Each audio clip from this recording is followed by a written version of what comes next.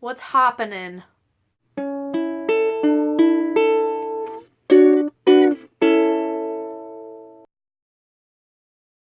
Hey, we're gonna talk about personality today. This is something I've been thinking about a lot lately, how like personalities change based on where you're at in life and like what you've been through. If you're looking for a upbeat, fun video, check out some of my other videos because this one's gonna be kind of intellectual and deeper. I haven't done a you, me, and T in a while, and so I thought I would do one. So everyone has a personality, obviously. All human beings have a personality, and there's a lot of different personality types, and a lot of different psychologists out there have different theories about how many types there are. For example, Myers-Briggs has a personality test that is basically, he believes that your personality can be made up of, there's 4 letters, and each letter is like one of 2 things. So the first letter is I or E. Are you introverted or extroverted? Second letter is N or S. Are you intuitive or sensory? I think. The third letter is F or T. Are you a feeling or a thinking kind of person? And the last letter is P or J. Are you perceiving or judging? And those different kind of letters mean different things. And you can take the test online. There's a lot of different ones. I can put a link below if you'd like to take the test and figure out what you are. It is the middle of the day. I have my blind. I should really just like tape it shut. But that light beam is just gonna be happening. So that's Myers-Briggs, and if you are curious, I score an INFP. When I first took the test, I was like a solid split between F and T. I was a solid split between thinking and feeling, but over time I realized that I am usually a feely kind of person, although I am still pretty split down the middle with F and T, like feeling and thinking, but I'm more so an F, and that's just the way it is. Am I upset about that? Yeah.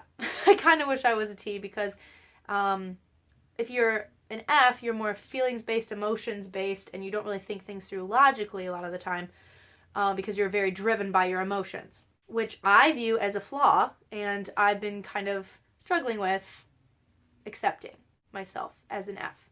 But it turns out I am because I'm very sensitive and I'm very empathetic with people, and I'm usually very like considerate person, and I don't usually think things through rationally. I usually, when something happens, I think, okay, how do I feel about this? And that's my immediate reaction. So, and it's also like I make decisions based on gut feelings and on like, am I happy or sad? Am I angry? Am I frustrated? How does this person feel about that? Kind of thing. I'm a very feelings-based person, and that's just the way it is. I wish I was a T. I'm not. Anyway, so I think a lot of people are born with a certain personality, but then you can also kind of mold your personality subconsciously, just based on experiences, or consciously based on your own efforts to make yourself who you want to be. So we're going to talk about that a little bit. But so I discussed Myers-Briggs and how there's 4 letters, and each letter you could be 1 or you could be 2 letters. Basically, there's 16 personality types because there's 16 different combinations. This lighting, the sun is so annoying. We might need to take a commercial break so I can tape that thing shut. We're doing this, okay? Sun, you gotta go. Keep going in and out. I can't stand it. There, that's better. Where was I? Shout out to my little brother, Jake, for getting me this cute little mug for my birthday. And he also got me the tea that I'm drinking, which is Yogi Tea Cinnamon Vanilla. It's very good. Oh my god. What were we talking about? Oh, personalities, right. So there's the Myers-Briggs personality test. There's also the Enneagram test, which personally I kind of like better because I think it just goes into more detail. There are 9 different types with the Enneagram test. I'm not sure which psychologist / philosopher like discovered this or patented it or whatever, but there's 9, and I am number 4, the individualist. And if you've taken the Enneagram test, you would, I don't know, you would know, I guess, what the 4 is, and you'd be familiar with all the personality types. But basically the 4 is called the individualist, and here's what the website describes me as. The sensitive, withdrawn type, expressive, dramatic, self-absorbed, and temperamental. Which, like, when I read that, all of it sounds terrible, except for expressive and sensitive. But withdrawn, dramatic, self-absorbed, and temperamental, that sounds awful to me. And I kind of wish I wasn't that personality type. But I've taken this test many, many times, and I've always scored as a 4, the individualist. I guess if you're looking at it in a positive light, the individualists also tend to be very creative. They tend to be very, like, artistic. They want to be special, so, like, they want to make an impact on the world, and they want to be different than everyone else, which makes sense because, yeah. I'm prone to do hipster things, okay? But also, the thing about the Enneagram test that I really like is that you score as one number, and then you have a wing as another number. So you could be a 4 wing 5. You could be a 4 wing 3. It kind of shows that you're not one thing, which I really like. I don't like being labeled as one thing anyway. And whenever I take these personality tests, I'm always like, that's kind of me, but, like, not really me. I'm many things. I'm basically all these personality types. Which maybe is a description of my personality type, because the individualist wants to be individual. They want to be different. They want to be a bunch of things at once. They don't want to be confined to one label. So me, just the very act of me being like, I'm not just a 4, I'm many things, is the description of personality type of 4. Okay, anyway, we're not going to think about that, though, because if I think about it too much, I get kind of sad. Because I'm like, what's real? When I first took this test, it was for, I was an RA in college, which is, like, you're in charge of all the residents on your floor, and it's a good, like, leadership job. I was an RA for my senior year of college, and we had to take the personality test to figure out how we work with other personalities with our residents and also personalities of the other RAs in our building. And so I scored a 4 wing 5 when I took it, which is individualist, and the investigator is 5. Which is the intense cerebral type, perceptive, innovative, secretive, and isolated, which I was like, that's not really me.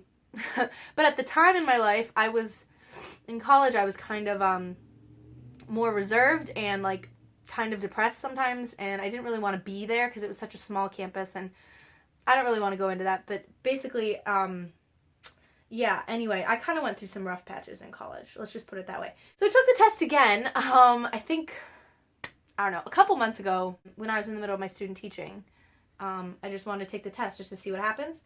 And I scored 4 wing 6 or 7. I can't remember, but I was like, that's better. I like that. I like those results. I was a 4, which I was like, okay. But 6 is the loyalist. They're committed, security-oriented, engaging, responsible, anxious, and suspicious, which I'm like, yeah, okay, I'm pretty suspicious of people. I kind of have a problem, like, you know, bringing people in close. I have no problem making friends, like making acquaintances, but making really deep, close, personal relationships is very hard for me because I have a problem trusting people with my innermost thoughts and innermost feelings because I feel like they're very fragile. This is not news to me, and also I've been going through a lot of counseling. Not recently, but all through college I did counseling, so I kind of have come to terms with a lot of my ins and outs and my goods and bads, etc. But then, see, so I don't know if I scored wing 7, but here's the thing. I am an Enneagram 4, but I would love to be a 7 because that is the busy, fun-loving type, spontaneous, versatile, distractible, and scattered. And I think I'm slowly starting to become a 7. So you can score a certain personality on this test, but it changes based on what you're doing in your life, based on your experiences and your circumstances. And going along with that, you can also kind of change your personality just based on the work that you do on yourself. I consider myself a person that works very hard on herself. I've always been conscious of myself, being conscious of what I'm doing and what's around me, always. How other people are feeling, what's the vibe in the room, what this person's doing, what that person's doing. That makes me seem kind of obsessive, how I'm describing it. It's not obsessive. I don't know what it is. But anyway, I'm really conscious of everything always, all the time. At the same time, I'm also really in my head a lot of the time, too, and I sometimes have my head in the clouds, and I live in this kind of alternate reality kind of thing. A couple years ago, this came to my attention that I live in the clouds, and I romanticize people. Basically, any guy I dated up until this guy I'm dating right now, hello, I would romanticize the guy and think he's perfect and just sweep past all of his flaws and everything, and I kind of try not to do that anymore because I'm trying to stay more grounded. And I'm also trying to be more of the enthusiast type, the fun-loving, spontaneous, not thinking too much, not overthinking or being in my head too much. I don't know. I guess I just want to talk about personality because it's interesting how it shifts and how also you can make a conscious effort to change your personality. Like, I travel so much more than I ever have. In the last year, I've traveled to 6 countries, and I did that by choice and because I want that to be my personality. I want to be more fun-loving. I want to be more just careless and adventurous and brave and all that stuff.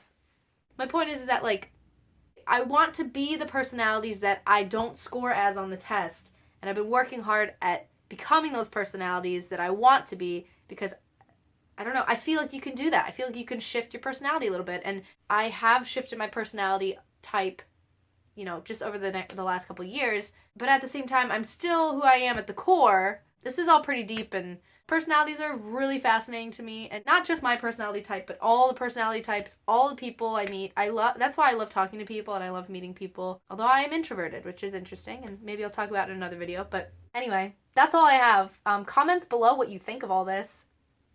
Bye!